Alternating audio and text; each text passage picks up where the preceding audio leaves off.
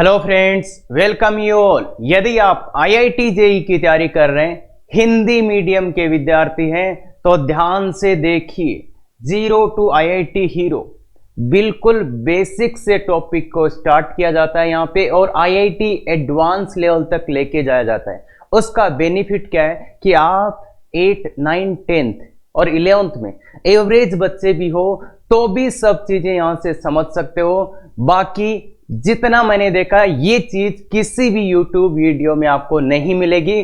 और आपको बता दूं, ऑफलाइन कोचिंग जो होती है उनमें सिलेक्शन ज्यादा क्यों होते हैं, क्योंकि वहां पे यही कराया जाता है।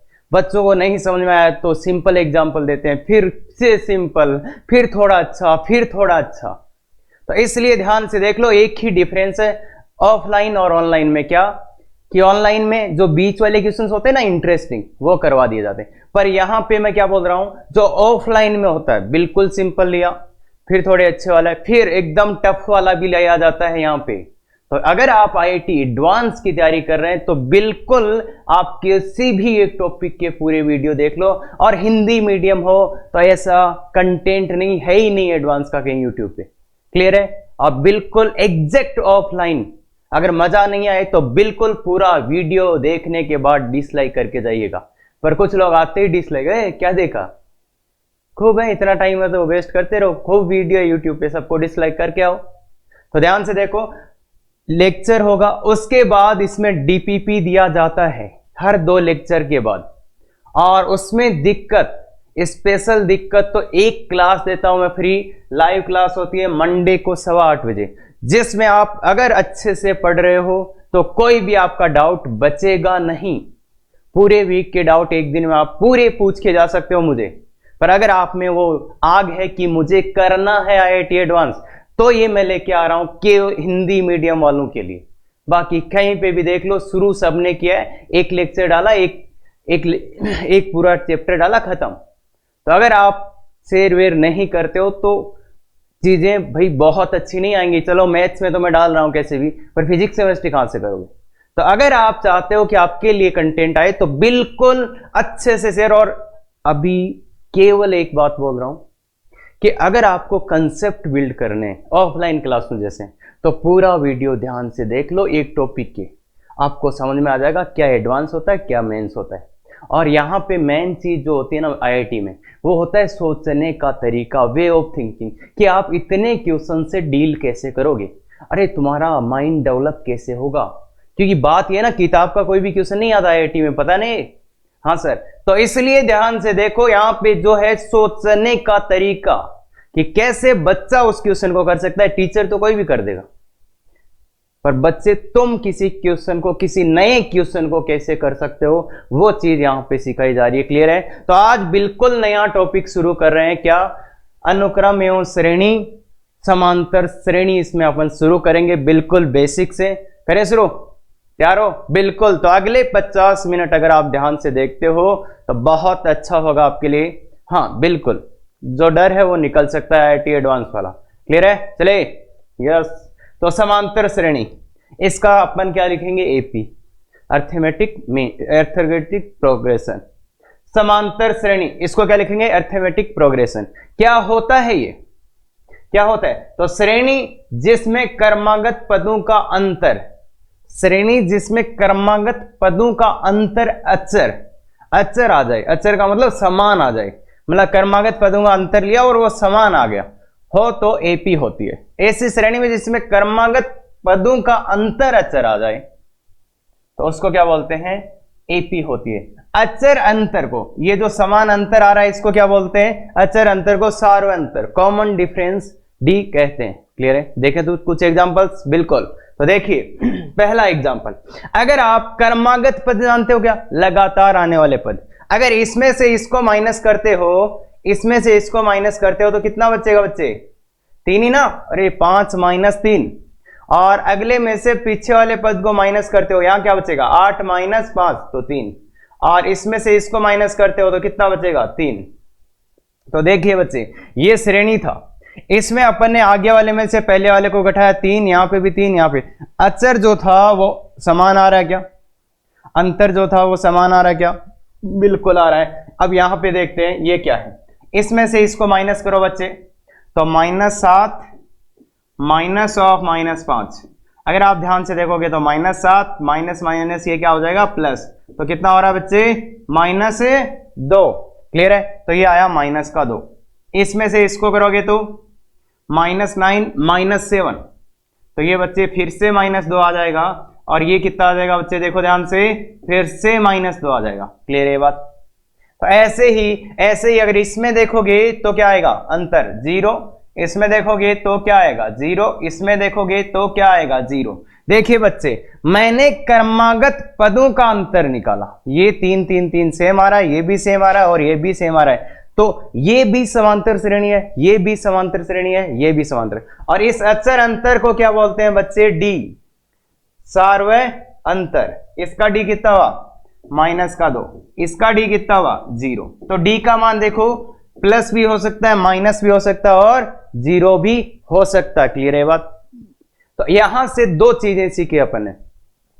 एक तो अगर कभी भी आपको समांतर श्रेणी की पहचान करनी हो तो यही तरीका है बच्चे। कौन सा, कि आगे वाले में से पीछे वाले को घटा दे जाओ, अगर समान आ गया या अचर आ गया तो इसको क्या बोलेंगे समांतर श्रेणी, समान अंतर। देखो समांतर श्रेणी, समान अंतर। क्लियर है बात, क्लियर है। तो समांतर श्रेणी की पहचान कैसे करनी है, आगे वाले में से पीछे वाले को घटाते जाओ, अगर सबके सब समान आ गए तो समांतर श्रेणी। दूसरा, समांतर श्रेणी का सार्वय अंतर कैसे निकालना है, वो क्या, ये जो आ रहा है यही सार्वय अंतर का वैल्यू है। तो अपन ने 2 चीजें यहां पे सीख ली है, बहुत ही छोटी छोटी, कि पहचान कैसे करनी है और अंतर कैसे निकालना। ये पहचान करना बहुत जरूरी है कि ये श्रेणी कौन सी है। क्लियर है क्या, क्लियर है। अब अपन चलते हैं इसके मानक रूप पे कि ये दिखेगी कैसे, मतलब अगर अपन एक जनरल समांतर श्रेणी लिखें तो वो दिखेगी कैसे। तो देखो बच्चे कैसे दिखेगी, ये ए, अब इसका और इसका अंतर देखो निकालो तुम, क्या आ रहा है डी, इसका और इसका अंतर निकालो कितना आ रहा है डी, तो इसका और इसका अंतर क्या निकालो डी आ रहा है। तो देखो डी आ गया, सबका अंतर समान डी आया, तो इसलिए ये सार्वय अंतर कितना हो गया बच्चे, इसका सार्वय अंतर, अगर ये श्रेणी है तो इसका सार्वय अंतर क्या हो गया बच्चे डी। ठीक है, और ये जो है इसको बोलते हैं फर्तम पद, मतलब ए जो है ना इसको बोलते हैं अपन फर्तम पद। फर्तम पद देखो थोड़ा सा समझते हैं, फर्तम पद बराबर यहां पे क्या है, ये है देखो अपना ए प्लस डी, ए प्लस 2d, और ऐसे ऐसे a प्लस 3d, और ऐसे ऐसे ये जा रहा है। तो देखो इसको बोलते हैं बच्चे फर्तम पद T1, इसको बोलते हैं द्वितीय पद T2, ये होगा T3, ये हो गया T4। तो किसी भी समांतर श्रेणी में क्या होते हैं, ये पद होते हैं T1 T2 T3 T4। Clear है बात। तो ऐसे पद होते हैं, और इनकी खास बात क्या होती है, इनकी खास बात क्या होती है, देखो इन सब का अंतर समान है। अब एक यहां से अपन बहुत अच्छी चीज लाने वाले हैं कि अगर ऐसा ही श्रेणी लिखा जाए, कोई बोले देखो पहला आ गया, दूसरा आ गया, तीसरा आ गया, चौथा, अब कोई बोले 5वां पद लिखो, तो 5वां पद क्या होगा बच्चे, इसमें यहां से 5वां पद कैसे लिखोगे, इसमें क्या जोड़ दो डी जोड़ दो, तो ये a प्लस 4d आ जाएगा, क्या a प्लस 4d आ गया। तो 5वां पद लिखने के लिए इसमें डी जोड़ दो, और इससे पीछे वाला पद लाने के लिए क्या करते हैं बच्चे, अगर समांतर श्रेणी में पीछे वाला पद लाना हो तो इसमें से क्या कर दो, डी को घटा दो, तो क्या आएगा a प्लस 2d। तो अगर आगे वाला चाहिए तो प्लस डी कर दो, और पीछे वाला चाहिए तो माइनस डी कर दो। ये एक बहुत ही अच्छी बात है, समांतर श्रेणी में कोई पद हो उसके आगे वाला पद चाहिए तो प्लस डी, पीछे वाला पद चाहिए तो माइनस डी। देखो इसमें इसके आगे वाला पद, इसके आगे वाला पद क्या आएगा, a था तो इसमें d जोड़ दो, a था तो a प्लस डी, इसके आगे वाला पद क्या आएगा, इसमें एक और d जोड़ दो, उसके आगे वाला एक और d जोड़ दो। तो समांतर श्रेणी लिखना है तो उसमें d जोड़ते जाओ। तो कुल मिला के ये बहुत ही अच्छी चीज है, अगर आगे वाला पद लिखना है तो प्लस डी, और पीछे वाला पद लिखना है तो माइनस डी कर दो उस पद में। अब कोई बोले मैंने 5वां पद इसका लिख दिया आपके सामने, अब कोई बोले 10वां पद लिखो, तो तुम्हें ये काम कितनी बार और करना पड़ेगा, 5-4 बार और करना पड़ेगा। कोई बोल दे इसका 9वां पद निकाल दो, कोई बोल दे इसका 100वां पद निकाल दो। तो समझ रहे हो, ऐसे अपन अगर करते करते जाएंगे तो टाइम लगेगा। तो उसका क्या होता है फिर बच्चे, व्यापक पद का एक सूत्र आता है, वो सूत्र कैसे आता है। मेरे को कोई बोले एनवां पद निकालो, इसका एनवां पद लिखो, कोई बोले मेरे को तो टीएन। अब अगर इस पैटर्न को आप ध्यान से देख रहे हो, ए सब में ए है क्या, तो एनवें पद में भी ए आएगा। अब इसको गौर से देखो कि एनवें पद में डी तो आएगा, पर कितनी बार आएगा। इसमें पहले में कितनी बार आ रहा था, 0 बार डी आ रहा था। दूसरे में कितनी बार डी आ रहा है, 1 बार। तीसरे में कितनी बार आ रहा है, 2 बार डी आ रहा है। चौथे में कितनी बार आ रहा है, 3 बार। पांचवें में कितनी बार आ रहा है, 4 बार। देखो बच्चे, पहले T1 में 0 बार डी आ रहा है, T2 में 1 बार, इसमें 2, इसमें 3, इसमें 4। तो अगर मैं ध्यान से देखो तो एक कम डी आ रहा गया। दूसरे में 1 ही बार आया, तीसरे में 2 बार, चौथे में 3, पांचवें में 4। तो एनवे में कितनी आएगा, n-1 डी। यह बात समझ में आती है क्या, ये बात समझ में आती है क्या। तो इसको बोलते हैं बच्चे अपन एनवा पद, इसको बोलते हैं एनवा पद या व्यापक पद। क्लियर है बात से। तो देखो एपी का व्यापक पद अगर लिखना हो तो nth टर्म एनवा पद बराबर Tn equal to a plus n-1 into d. तो ये पूरा एक फॉर्मूला है बच्चे, और हमेशा याद होना चाहिए राज, रिमेंबर ऑलवेज। और बहुत से बच्चों को ये याद भी होगा, याद है ना, वेरी गुड, अच्छे। तो नहीं याद है तो अभी याद कर लो। एपी का सबसे इंपॉर्टेंट चीज है, और इसका यूज कैसे करते हैं, कैसे बिल्कुल बेसिक लेवल से एडवांस लेवल पे जाएंगे, वो सीखने वाले हैं अभी। क्लियर है, चलो तो पहला क्वेश्चन बिल्कुल बच्चों वाला, देखो लिखा हुआ भी है। किड्स मतलब 8, 9, 10th के बच्चे कर सकते हैं, और उनके लिए कैसा क्वेश्चन रहेगा, ये इजी, बिल्कुल बेसिक से शुरू किया मैंने। हाँ बोला, एपी के लिए 11वां पद, तो 11वां पद निकालना है। 11वां पद निकालना है तो क्या बोलोगे तुम, सर एनवें पद का सूत्र लगा देते हैं यहां पे। तो क्यों, क्योंकि वो सूत्र यूज करना ही पड़ेगा। 11वां पद चाहिए, तो 11वां पद के लिए क्या होगा, एन का वैल्यू यहां पे कितना रखोगे, एन का वैल्यू कितना रखोगे, 11 रखोगे ये बच्चे। एन का वैल्यू तो 11 रखना पड़ेगा। अब ए और डी क्या होते हैं, ए क्या होता है बच्चे, प्रथम पद। तो ए तो 3 आ गया, ए तो प्रथम पद होता है ना बच्चे, ए तो 3 आ गया। अब मुझे बताओ डी कैसे निकालें, तो इसको देखो इधर से इधर घटाओ, कितना 5, इसको भी इसमें से घटाओ, कितना 5, इसमें से भी इसको घटाओ, कितना 5। तो सब में 5 5 5 ही आ रह गया। तो इसका डी कितना आ गया बच्चे, इसका डी कितना आ गया, 5 आ गया। ये बात समझ सकते हैं क्या, ए का मान निकालना और डी का मान निकालना आ गया क्या, अरे सर आता है, वेरी गुड, जल्दी से पुट कर देते हैं। ए आ गया, डी आ गया, एन आ गया, इसमें पुट करो। तो T11, एन की जगह 11 पुट किया, ए की जगह कितना 3। इस सूत्र में मान रख रहे हैं केवल 11 माइनस 1 इंटू डी की जगह कितना बच्चे 5। तो क्या आ जाएगा बच्चे, ये 3 प्लस 10 गुणा 5, तो कितना आ गया 53। क्लियर है क्या, बिल्कुल ही बच्चों वाला क्वेश्चन। बस इस क्वेश्चन का मतलब है ए और डी का यूज कर सकते हो आप। क्लियर है, अब चलते हैं अच्छे क्वेश्चन पे। बिल्कुल हाँ, देखिए एपी के लिए T54 दिया है और T4 दिया, T10 पूछा है। तो पूछा क्या बच्चे, पहले तो ये बताओ मेरे को, T10 पूछा है सर, T10 पूछा है, T10 पूछा है, तो कैसे निकालोगे सर, वो Tn वाला सूत्र यूज करेंगे। Tn वाला कौन सा सूत्र बच्चे, कि सर अभी अभी देखा था, Tn बराबर a plus n-1 into d. तो T10 क्या होगा फिर, तो उसके हिसाब से T10 का मान क्या आएगा, a प्लस n की जगह 10 रखो, n की जगह 10 रखो, तो क्या आ जाएगा 9 इंटू डी। अरे 10 माइनस 1 9 डी। क्लियर है, ये सीधा लिख सकते हैं क्या, T10 सीधा लिख सकते हो आप, n की जगह 10 डाला तो ये 9 डी हो जाएगा। तो क्या चाहिए अपने को, अगर 10वां पद चाहिए तो क्या चाहिए, a और d का मान चाहिए, a और d। अब देखो बच्चे, इस समांतर श्रेणी में a और d का कहीं नाम ही नहीं लिया इसने। तो बच्चे अगर समांतर श्रेणी में a और d नहीं दिए हो तो सबसे पहला काम कर लो माना, और ये मन ही मन में मानेंगे। एक बार तो ऐसे कर लो, माना प्रथम पद क्या है a, और सार्वंतर क्या है d। एक बार मैं लिख रहा हूं सार्वंतर d, बाकी हर बार अपन मन ही मन में मानेंगे ये चीजें। अगर समांतर श्रेणी का कुछ भी नहीं दिया तो a और d मान लो, क्योंकि देखो समांतर श्रेणी में 3 ही चीजें हैं, एक तो a प्रथम पद, एक d और एक पदों की संख्या है। तो 3 ही तो वेरिएबल है, कई बार ये देगा, कई बार ये पूछेगा, कई बार ये पूछेगा, बस और कुछ नहीं है बच्चे।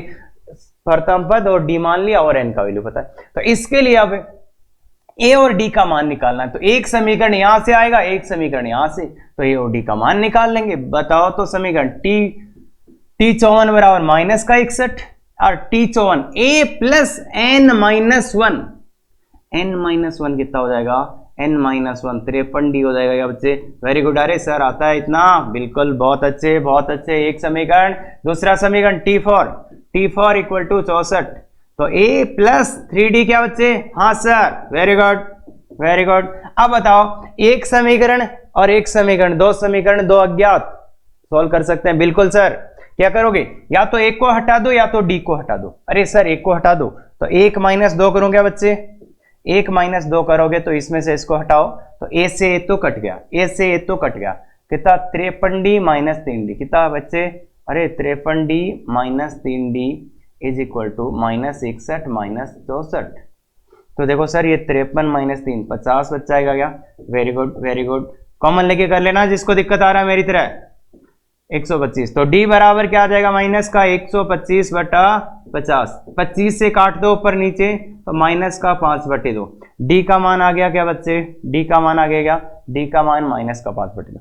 अब एक का मान कैसे निकालें, तो देखो बच्चे अगर दो समीकरण हो, एक का मान आ जाता है तो क्या करते हैं, दूसरे का मान यहाँ पे रख देते हैं ना, यहाँ पे d का मान रख देते हैं तो एक का मान आ ही जाएगा। d का मान रखो यहाँ से यहाँ पे, तो a प्लस 3 इंटू डी का मान माइनस का 5 बटे 2 इक्वल टू कितना है बच्चे, a plus 3d equal to 64, बिल्कुल सही बोला। तो a बराबर कितना आ जाएगा बच्चे, ये 15 बटा 2 उधर ले जाओ, 64 प्लस 15 बटे 2, तो ये एक का मान आ गया। इसको सिंप्लीफाई करके भी लिख सकते हो, पर अपने को इसका मान निकालते हैं, सीधा डालते हैं ना। तो T10 क्या आएगा बच्चे, अब बोलो मेरे को, T10 एक का मान ये रहा 64 प्लस 15 बट्टे 2 प्लस 9 इंटू, ये तो एक का मान है बच्चे, डी का मान ये डाल दो 9 इंटू माइनस का 5 बटे 2।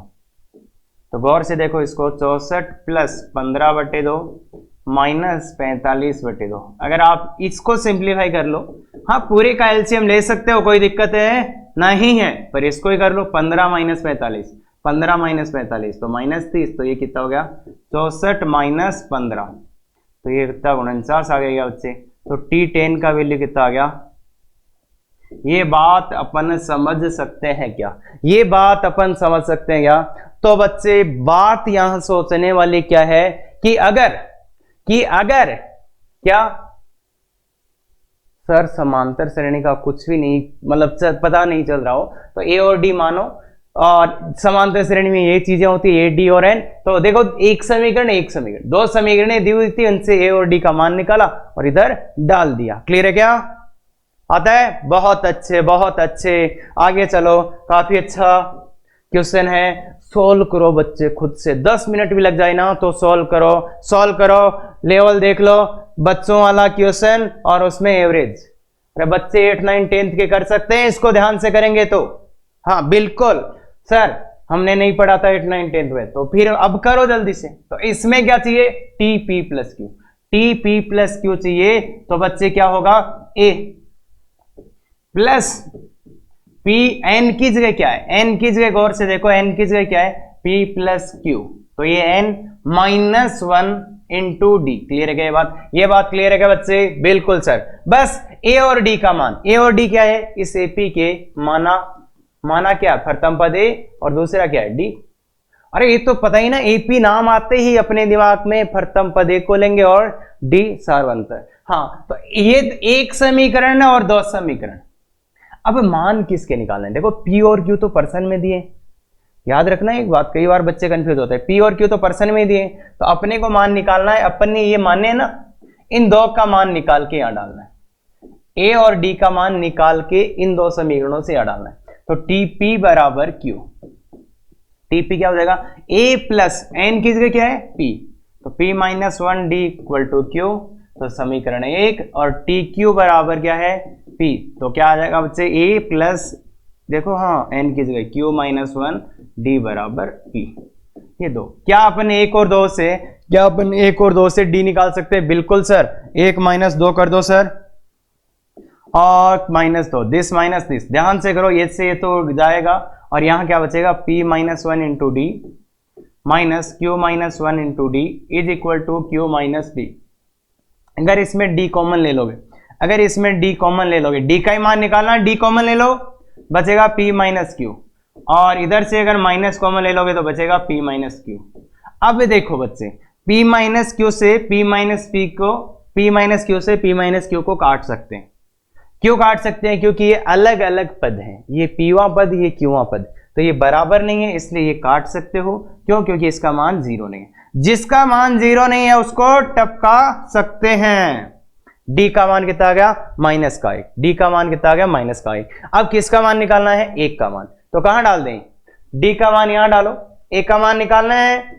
भाई d का मान आ चुका है, 1 का मान कैसे निकालेंगे? इस d का इधर डाल दो, तो a plus p minus 1 into d का मान माइनस 1 इक्वल टू क्या बच्चे? इक्वल टू क्या है? a plus p minus 1 into d का मान minus 1 is equal to q। तो इसको उधर ले जाओ, a का मान देखो, ये माइनस का है ना बच्चे, ओ इधर ले जाओगे प्लस का हो जाएगा, p माइनस 1 प्लस q। तो a का मान ये आ गया बच्चे, a का मान ये आ गया। गौर से देखो, गौर से देखो, इसको उठा के उधर ले जाओ, अरे उसको उठा के उधर ले जाओ, नहीं तो पहले माइनस से खोल दो फिर उधर ले जाना, तो p माइनस 1 और q हो जाएगा। तो a और d के मान आ चुके हैं, a और d के मान आ चुके हैं, तो अपना मान निकाल लेते हैं। बोलो इसका मान, a का मान p माइनस 1 माइनस और प्लस q, प्लस ये है p plus q minus 1 into d का मान माइनस 1। अच्छे से खोलो इसको, p माइनस 1 प्लस q और माइनस p माइनस q और प्लस 1। ये देखो p से p कट गया, q से q कट गया और 1 से 1, तो t प्लस पी क्यू का वैल्यू कितना आ गया? 0। तो यही बच्चे आंसर था। तो बच्चे फिर से सेम चीज रिपीट हुई है, दो समीकरण a और d निकालो, काम हो जाएगा क्या? हो जाएगा क्या? Very good. ऐसे क्वेश्चंस और भी मिलेंगे आपको, ठीक है, कर लेंगे बिल्कुल। आगे वाला क्वेश्चन देखते हैं। श्रेणी में पदों की संख्या, इस श्रेणी में पदों की संख्या, अपने आप सोचिए क्या पूछा है। पदों की संख्या क्या होती है बच्चे? पदों की संख्या मतलब क्या पूछ लिया इसने? पदों की संख्या पूछ ली। पदों की संख्या क्या होती है बच्चे? n होती है क्या? पदों की संख्या क्या n होती है? यस सर, n ही निकालना, दैट्स ऑल।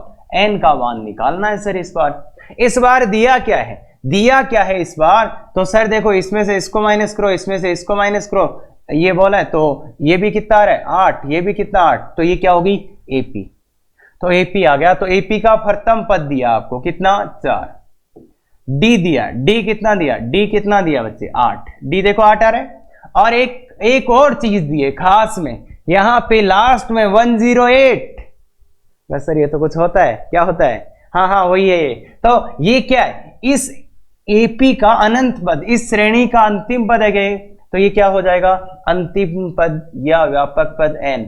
तो Tn कितना हो जाएगा? 108।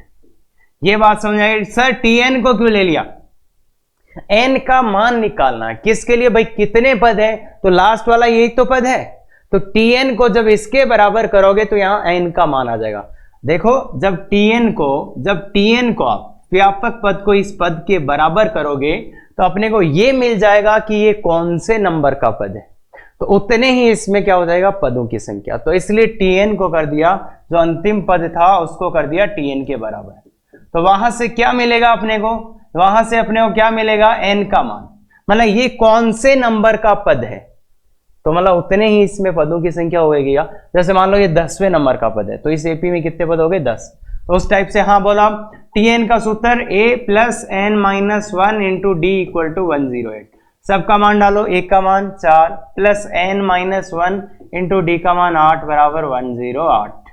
तो इसको थोड़ा अच्छे से कर देते, तो ये 4 plus 8n minus 8 equal to 108। सबको उधर ले जाओ। 8n बराबर देखो ये माइनस का 4, तो 112 आ रहा है क्या बच्चे? अगर ध्यान से देखो, यहाँ माइनस 4 आएगा, उधर जाके प्लस 4 हो जाएगा।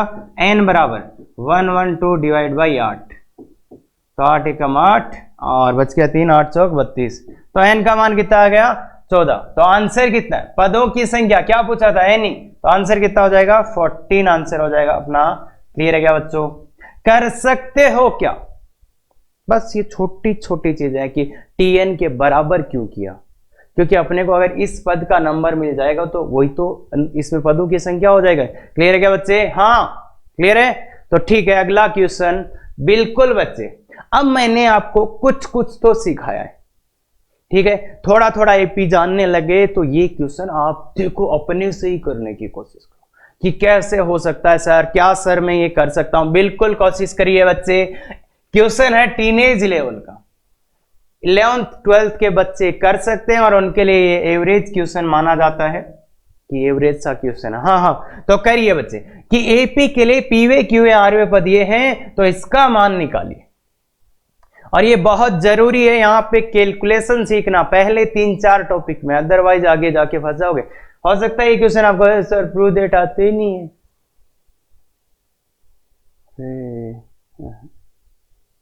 पंगा नहीं करना, यहाँ क्वेश्चन बनाए जाते हैं, मैं इसके 0 की जगह लिख देता, इसका मान ज्ञात करो, खत्म, इंटीजर क्वेश्चन बन गया। तो इसलिए बकवास नहीं, सीखने की कोशिश करो, और वो सिखा रहा हूं जो ऑफलाइन में होता है, ध्यान रखना। हाँ, कोटा में जो अच्छे से अच्छे कोचिंग में पढ़ाया जाए उससे भी बेस्ट सीक्वेंस बनाने की कोशिश करके पढ़ा रहा हूं, ध्यान से देखिएगा। हाँ तो बताओ, और वो जब भी समझ में आएगा आप तब पूरा टॉपिक देखेंगे, otherwise sir easy easy question करा रहे थे। हाँ बिल्कुल वही, तो एपी के लिए ये है, तो इसका मान मतलब इसके बराबर 0 आएगा।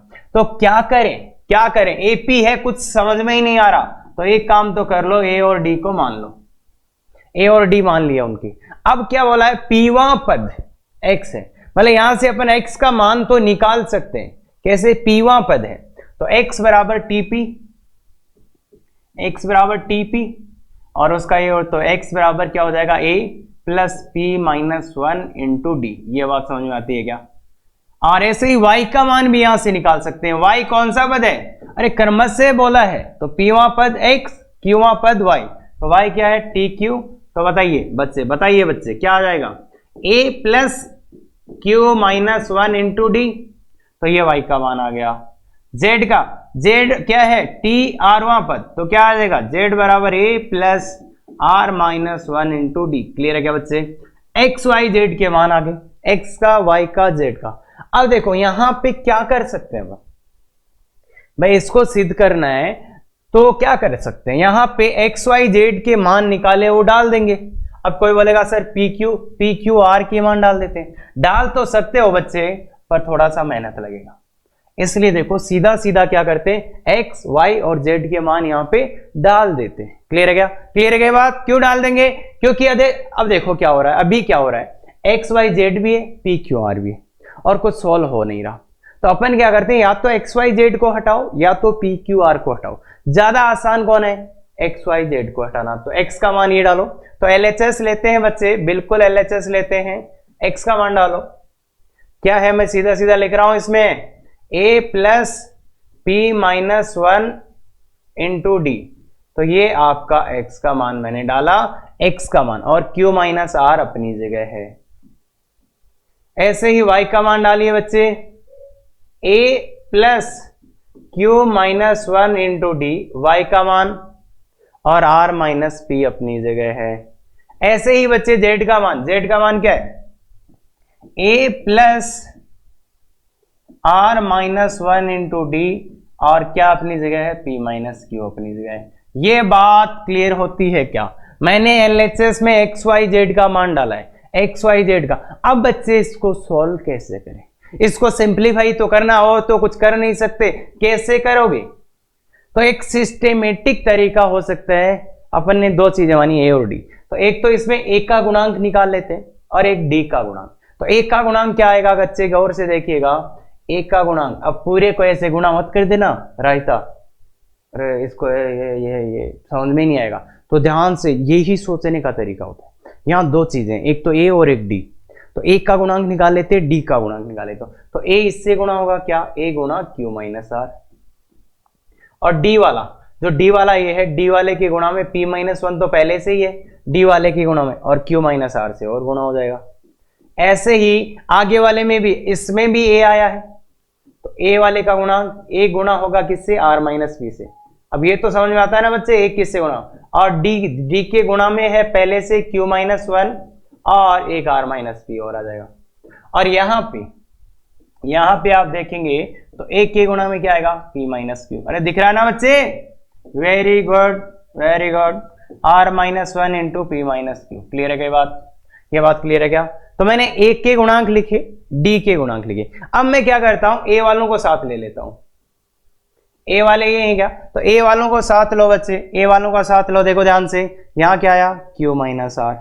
ए कॉमन ले लो उनमें से, इसमें और इसमें से। यहां क्या आया, आर माइनस पी। यहां क्या आया, पी माइनस क्यू। क्लियर है। अब डी वालों को एक साथ लिख देता हूं। डी वालों में यहां क्या आया, ये रहा डी वाला, और ये रहा डी वाला, और ये वाला डी वाला। तो डी वाला क्या आया, पी माइनस वन आया सर, और क्यू माइनस आर आया। प्लस यहां डी वाले में q minus one r minus p. यहां डी वाला r minus one p minus q. Clear है क्या, क्लियर है क्या। अब देखो इसको गौर से देखो बच्चे, इसको देखो, ये P से P कट गया, इस वाले R से इस वाला R कट गया, और इस वाले से ये Q कट गया। तो क्या आएगा, 0। ऐसे ही जब इसको गुणा भाग करोगे आप तो ये भी 0 आने वाला है। उसका मैं एक छोटा सा सीन दिखा देता हूं। P को इससे गुणा करो PQ, P को इससे माइनस का PR, और माइनस का Q प्लस का R। देखो इसमें पहले वाले में 4 पद आए, 2 ये आए, तो इसमें 1 प्लस 1 माइनस, और 2 आए ये, इसमें 1 प्लस 1 माइनस। तो जब अपन पूरा करेंगे तो यहाँ 2 प्लस 2 माइनस, 2 प्लस 2 माइनस, तो वो इससे कट जाएंगे, सब आपस में कट जाएंगे। और इसमें भी ऐसा ही हुआ है, लॉजिक भी समझने की कोशिश करो। इसमें 2 पद आए, 1 plus 1 minus, 1 plus 1 minus, 1 plus 1 minus, तो वो कट नहीं थे, और इसमें भी कट नहीं है। तो क्या आएगा, a गुणा 0 प्लस d गुणा 0 बराबर कितना आ गया, 0। तो ये आ गया आपका RHS। क्लियर है क्या बच्चे, ये बात क्लियर है क्या। अब ऐसी कैलकुलेशंस अगर आप अभी सीख जाओगे तो अच्छा होगा, क्योंकि मैथ्स में 2 ही चीजें, एक ऑब्जर्वेशन और एक कैलकुलेशन। क्लियर है क्या बच्चे। हाँ, फॉर्मूले बहुत कम होते हैं, बस वो सीख जाओगे तुम, बिल्कुल। तो ये कर सकते हैं क्या अब आप खुद से कर सकते हो। तो इस क्वेश्चन को पहले लिखिए, फिर खुद से कीजिए। और एक और अच्छा क्वेश्चन आपको मैं देता हूं, बिल्कुल ये करिएगा। ये रहा, सेम टू सेम क्वेश्चन है, ये जैसा था वैसा ही ये। इसमें क्या करना है सोचिए, और कमेंट करके बताइए कि सर हमारा पहली बार में इसका आंसर आ गया था कि नहीं। सर कितने मिनट में आंसर आया था, सर इसको हमने 10 मिनट में कर लिया। 10 मिनट में हो गया, बहुत बढ़िया है। और किसी ने अगर इसको 8 मिनट से पहले खत्म कर दिया तो एक्सीलेंट, और किसी ने 4 मिनट में खत्म कर दिया तो बहुत बहुत बहुत बढ़िया। कर सकते हो इसका कैलकुलेशन, बिल्कुल कमेंट करके बताइएगा आपको कितने मिनट लगे थे। हाँ बिल्कुल बच्चे, खुद के साथ देखो, खुद के साथ हमेशा सच्चाई, बिल्कुल कमेंट करिएगा। ठीक है, आगे चलते हैं। अब काफी इंटरेस्टिंग क्वेश्चन, और लेवल आपको दिख रहा होगा, मेंस का इजी लेवल आ गया है।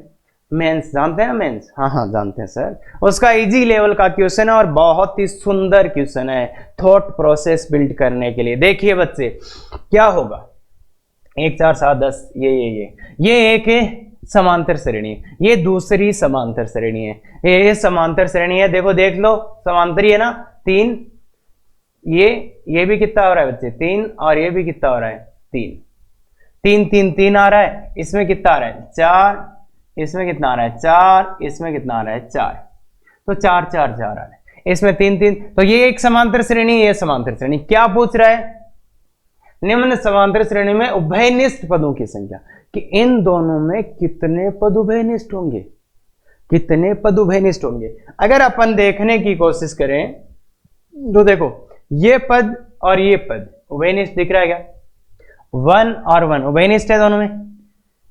अरे एक इसमें भी आया, एक इसमें भी आया, उभयनिष्ठ वही होते हैं ना कॉमन टर्म्स। अरे कॉमन टर्म्स की संख्या, तो ये इसमें भी है, इसमें भी, तो दोनों में कॉमन है, मतलब एक उभयनिष्ठ पद आया।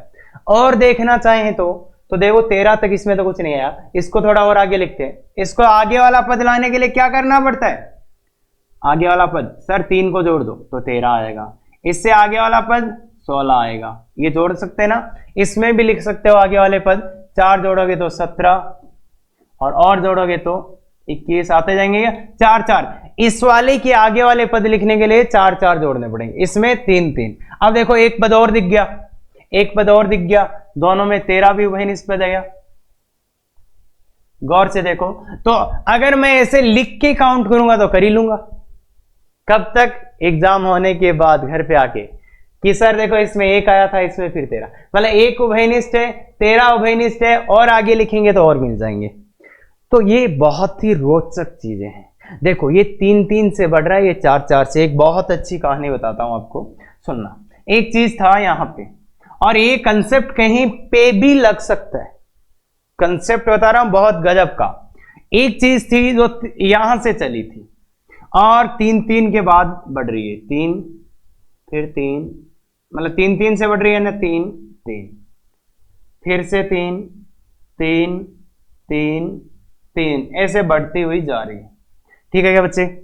दूसरी एक चीज थी, ये देखो 3 3 से बढ़ रही थी। दूसरी एक चीज है, ये क्या कर रही है, 4 4 से बढ़ रही है। तो यहां से चली तो 4 यहां आएगा, फिर यहां चली तो 4 यहां आएगा, फिर यहां चली तो 4 यहां आएगा। देखते रहना, 4 यहां, फिर से 3 से चली तो यहां आएगा, फिर चली तो यहां आएगा, फिर चली तो यहां आएगा, और फिर चली। क्लियर है क्या ये बात?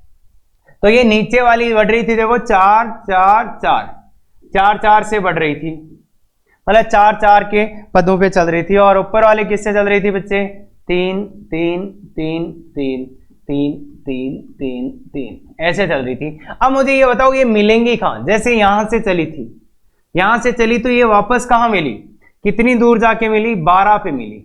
अब ये 12 पे मिली, फिर से कितने पे मिल रही है? 12 पे। और ये 12 पे क्यों मिल रही है? इसका रीजन कोई मेरे को बता सकता है? यहां एक साथ इन्होंने चलना शुरू किया, ये 3 3 बढ़ रही थी, ये 4 4, ये 12 पर मिली, पर क्यों मिली? क्या कोई बता सकता है? कमेंट करके बताइए, क्यों मिली ये 12 पे? क्या इस 12 का कोई सिग्निफिकेंस है? तो गौर से देखिए बच्चे, 3, ये जो 12 है ये 3 के गुणांक में भी आता है, ये 3 का गुणांक भी है और ये 4 का गुणांक भी है। मतलब 12 जो है 3 का भी गुणांक है और 4 का भी गुणांक है, या ऐसे बोल दो 12 में 3 का भी भाग जाता है और 4 का भी भाग जाता है।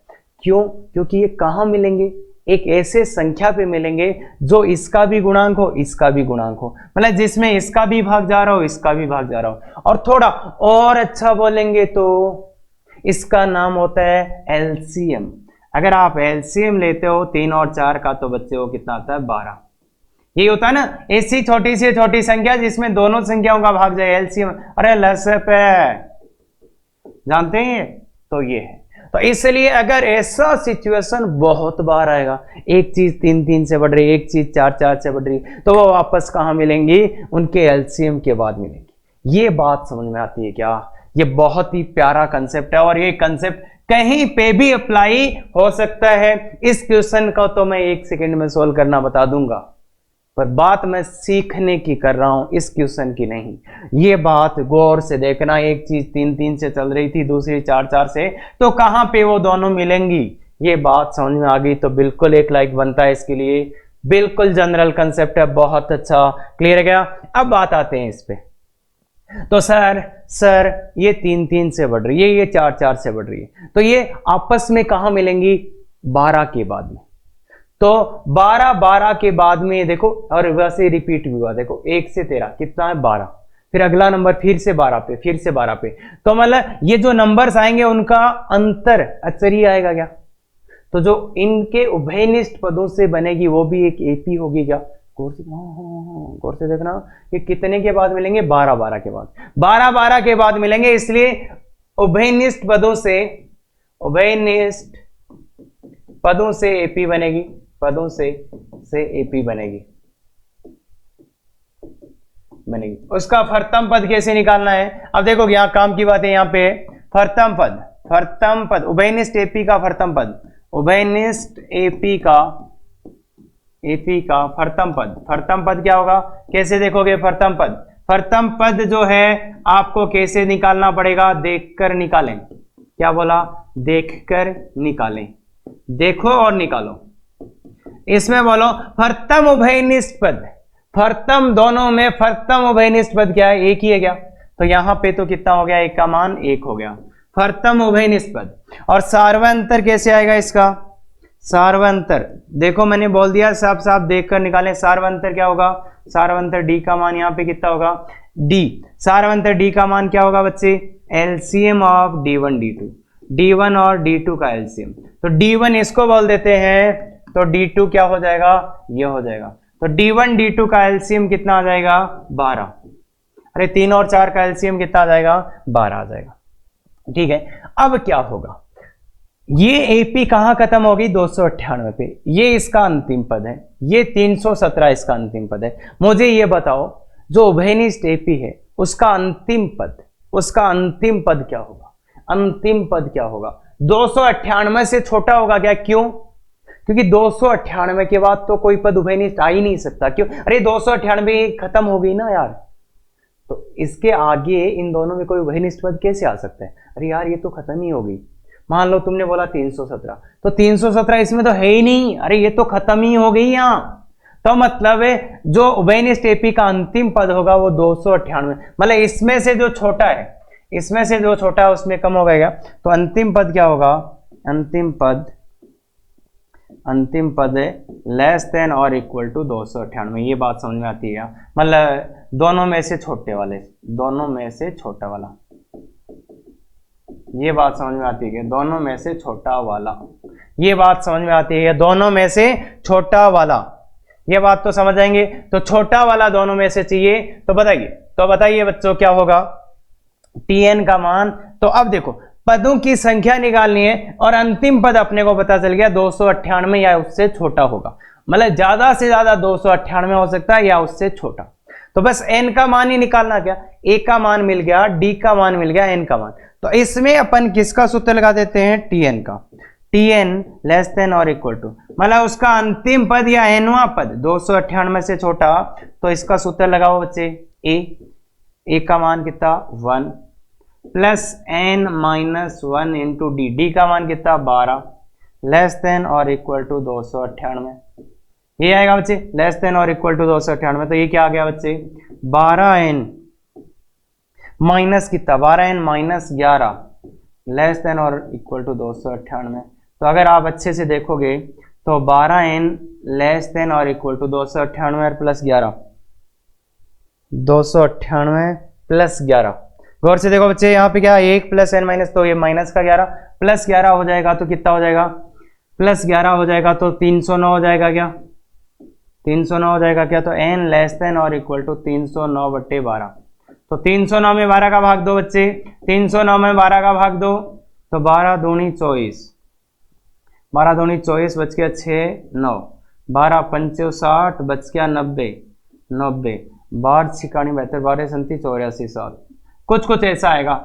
तो देखो n का मान लेस देन और इक्वल टू 25.7, n का मान लेस देन और इक्वल टू 25.7, तो मुझे क्या आप ये बता सकते हो कि n क्या था, पदों की संख्या, तो मतलब 298वां पद के पाएगा जब 25.7, n का मान इससे छोटा होना चाहिए, और n एक क्या है, प्राकृत संख्या तो होगी ना, अरे पदों की संख्या 1 2 3 4 ऐसे ही गिनते, ओ कितने आदमी थे, 25.7 आदमी, ऐसे थोड़े होता बच्चे, मतलब पदों की संख्या या तो आप 25 बोलोगे या तो आप 26 बोलोगे, पर इसने क्या बोला, n का मान 25.7 से छोटा होगा, मतलब कितने उभयनिष्ठ पद होंगे, n का मान कितना 25, ये बात क्लियर है क्या।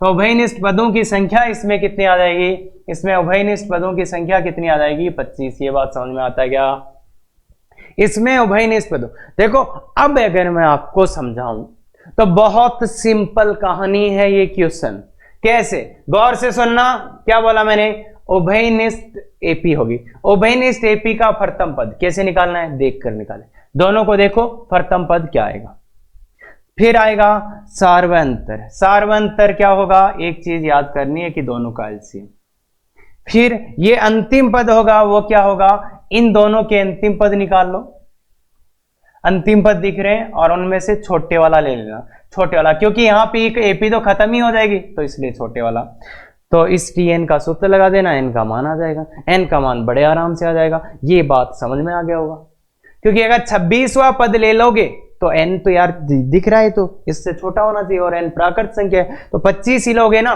क्लियर है बात, वेरी गुड। एक और एग्जाम्पल ये है, ये एपी दिया है इसने 100 पदों तक, और ये एपी दिया है 200 पदों तक, तो इन दोनों एपी में उभयनिष्ठ पदों की संख्या निकालनी है, क्वेश्चन समझ में आता है, एक एपी है, इस बार ये 100 पदों तक है, पिछले वाले में क्या था, पिछले वाले में क्या था कि 298, मतलब इसका लास्ट पद 298, इसका लास्ट पद 317, इस बार वाले में क्या है, इस बार वाले में क्या है, इस बार वाले में क्या है, ये एपी चल रही है कहां तक, 100 पदों तक। इसमें कितने पद है, 100 पद। इसमें कितने हैं, 200 पद। तो सबसे पहले क्या निकालना है, क्या निकालना, ए, मतलब इनके जो उभयनिष्ठ पद आएंगे उनसे भी एक बनेगा एपी, तो उसका उभयनिष्ठ एपी का प्रथम पद, उभयनिष्ठ एपी का प्रथम पद वो कैसे मिलेगा, वो देखकर ही मिलेगा बच्चे। उभयनिष्ठ एपी का प्रथम पद, देखो एक ऐसा पद देखो जो दोनों में है, एक ऐसा पद देखो जो दोनों में है, कोई है ही नहीं। अगर आप इसको देखोगे 2 नहीं है इधर, 9 इधर नहीं है, 16 इधर नहीं है, 23 इधर नहीं है, तो कोई सा दिख ही नहीं रहा सर। आपने बोला था देखकर लिखना, कोई सा पद उभयनिष्ठ दिख ही नहीं रहा। तो इन एपी को आगे बढ़ाओ बच्चे। इसमें 23, इसमें देखो इसका डी कितना है, 7, इसका डी कितना, 7 आ रहा है क्या, तो इसका D1, इसका D1 का मान आ रहा है 7, इसका D2 का मान कितना है बच्चे, इसमें से इसको उठाओ 5 5 5, तो इसका 5 है।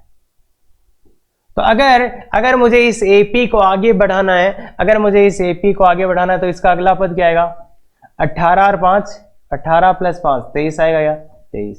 तो दिख गया क्या, इस एपी को आगे बढ़ाया मैंने, इस एपी को आगे बढ़ाया तो कितना आ गया, 23। इसमें भी 23 दिख रहा है क्या। तो प्रथम उभयनिष्ठ पद अगर ऐसे सीधा सीधा नहीं दिखे तो इन दोनों एपीज को आगे बढ़ाना चाहिए। जैसे इसमें क्या आता है, अगला वाला 23 प्लस 7 तो 30 आता है इसमें, इसके और आगे वाला 37 आता, इसमें आगे वाला 23 और 5 28 आता। तो ऐसे समझ लेते हैं क्या। तो इस एपी के अगले पद लिखते, इसके भी लिखते, फिर देखते कि इनमें क्या उभयनिष्ठ पद आ रहा है, क्या आ रहा है उभयनिष्ठ पद दोनों में। तो आगे बढ़ाने पे पता चला 23। और उभयनिष्ठ एपी का, उभयनिष्ठ एपी का डी सारवंतर क्या आएगा, उभयनिष्ठ एपी का सारवंतर क्या आएगा बच्चे, उभयनिष्ठ जो एपी थी उसका सारवंतर क्या आएगा, तो ये इन दोनों का एलसीएम, तो एलसीएम ऑफ D1 D2, तो मतलब डी का मान क्या आ गया, एलसीएम 5 और 7 का एलसीएम, 5 और 7 का एलसीएम कितना होता है, 35 होता है क्या। तो ये बात समझ आई क्या। तो उससे उभयनिष्ठ एपी का प्रथम पद आ गया, सारवंतर आ गया। अब निकालना है अंतिम पद, अंतिम पद उभयनिष्ठ एपी का अंतिम पद।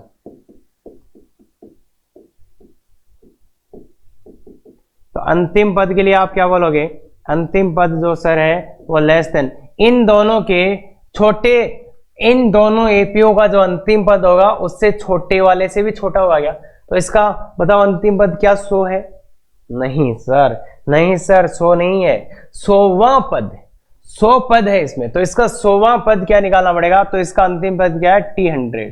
T100 का वैल्यू कैसे निकालोगे, a plus n minus 1, 100 minus 1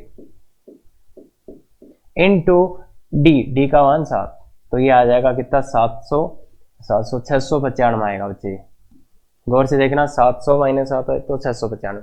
इसका 200वां पद क्या है, टी 200वां पद, टी 200वां पद क्या लिखा हुआ है, a प्लस n माइनस 1 200वां पद इंटू 5, तो ये आएगा 1998 आएगा क्या, 1000 में से 5 गए, 3 जुड़ गए, 998। तो ये आ रहा है। तो इन दोनों में से छोटा कौन सा है, देखो इस एपी का लास्ट पद ये है, इस एपी का लास्ट पद, मैंने क्या बोला था, ये एपी कहां खत्म हो जाएगी, 695 पे। इस 100 और 200 से कोई फर्क नहीं पड़ेगा, ये एपी 695 पे खत्म होगी, ये एपी 998 पे। तो बताओ इन दोनों में छोटा कौन है, मतलब ये एपी यहीं खत्म हो जाएगी, तो इसके बाद कोई उभयनिष्ठ पद आ ही नहीं सकता। तो ये क्या है, 695। तो ये बात समझ आई क्या, ये कैसे निकालते, कैसे डिसाइड करें, छोटे वाला, छोटे वाला, ये कौन है, छोटे वाला, इन दोनों में जो छोटा वाला, क्योंकि वहीं एपी खत्म हो जाएगी उभयनिष्ठ।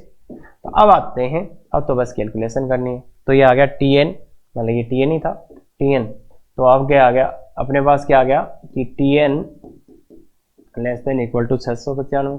तो Tn क्या है, इसका a 23 plus n minus 1 into d का मान कितना है, 35, तो Tn का मान रख दो लेस देन 695। तो इसमें देखो कितना आएगा, 35n, ये माइनस का 35 है प्लस का 23, तो माइनस का कितना आ जाएगा, माइनस का 12 आ रहा है क्या, लेस देन इक्वल टू 695। गौर से देखो, लेस देन इक्वल टू 695, देखो ध्यान से, 35 माइनस 12 तो ये आ गया। तो 35n less than equal to 695 में 12 की जोड़ा तो 707 आ रहा गया। 707 तो n less than equal to 707 बट्टे 35।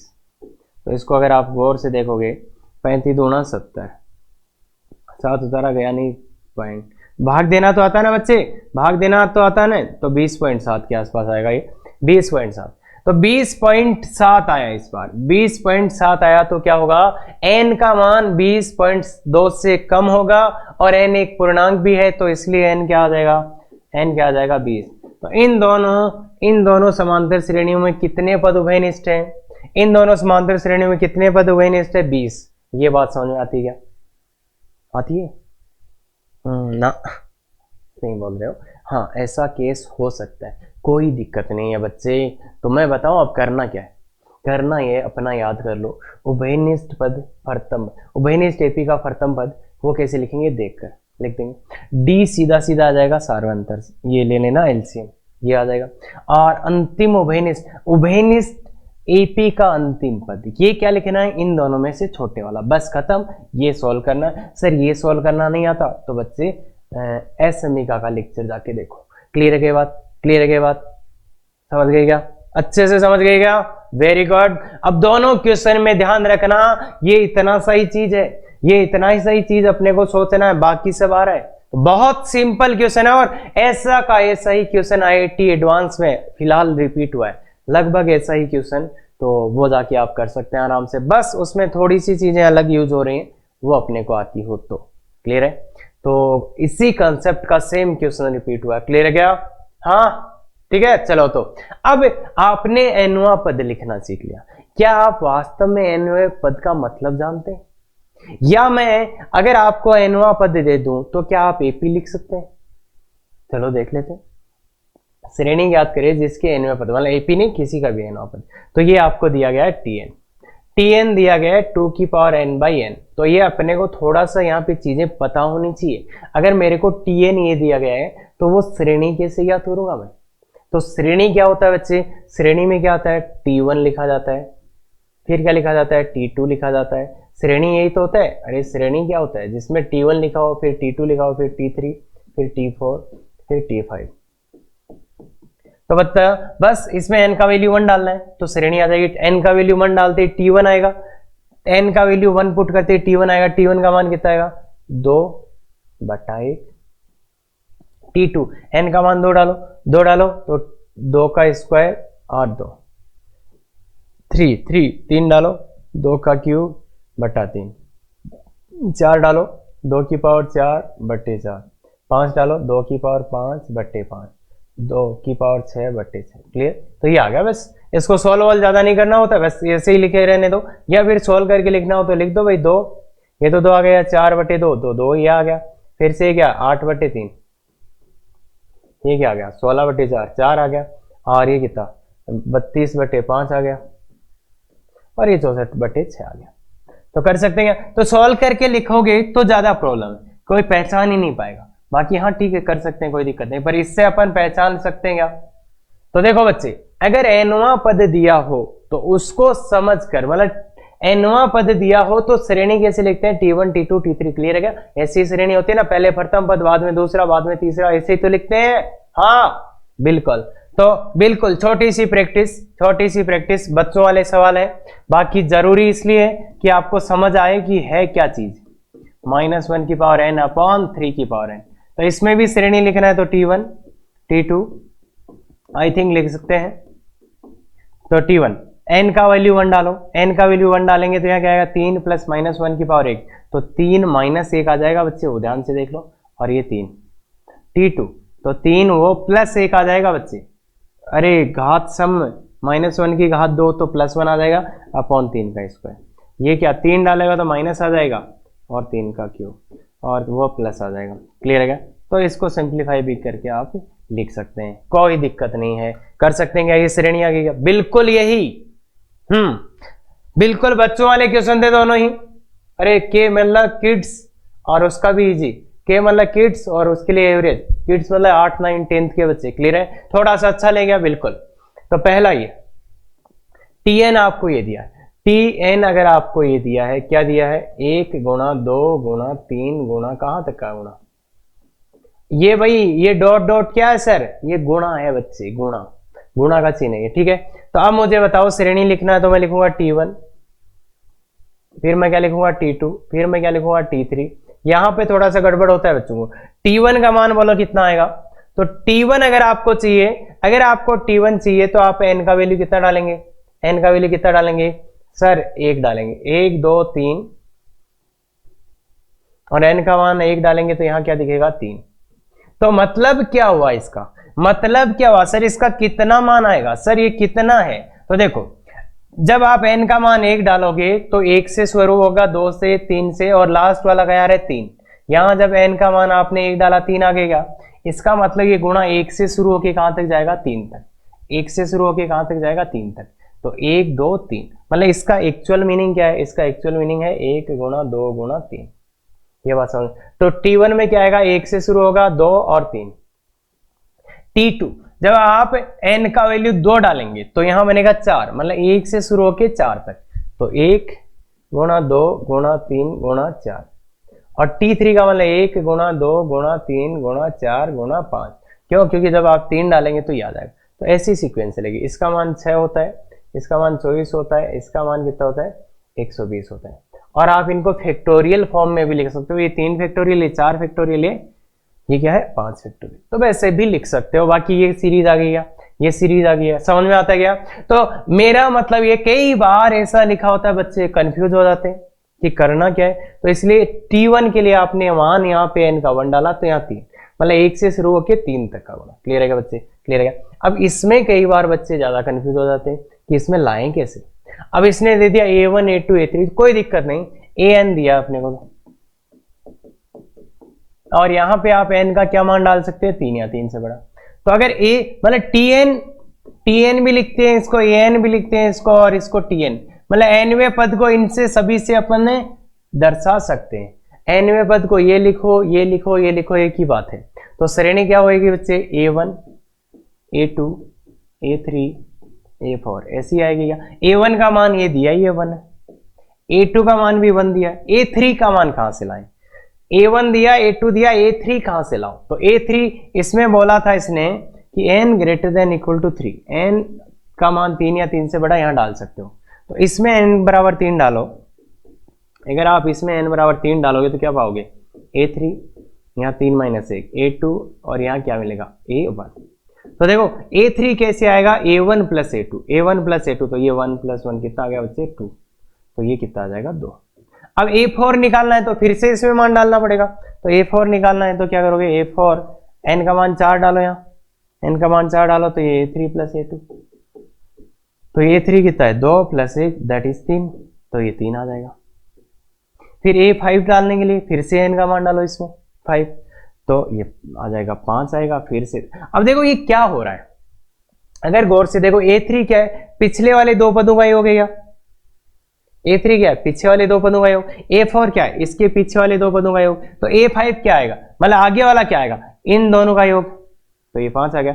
यहां वाला क्या आएगा, यहां वाला क्या आएगा, मतलब यहां वाला क्या आएगा इसके पीछे वाले 2, इसके पीछे वाले 2 इनका योग, तो यार मैं एडवांस, हाँ मिलता ही नहीं है कहीं, अरे है ही नहीं हिंदी मीडियम, तो एडवांस का मेंस का कैसा भी नहीं है, यूट्यूब पे जाके देख लो।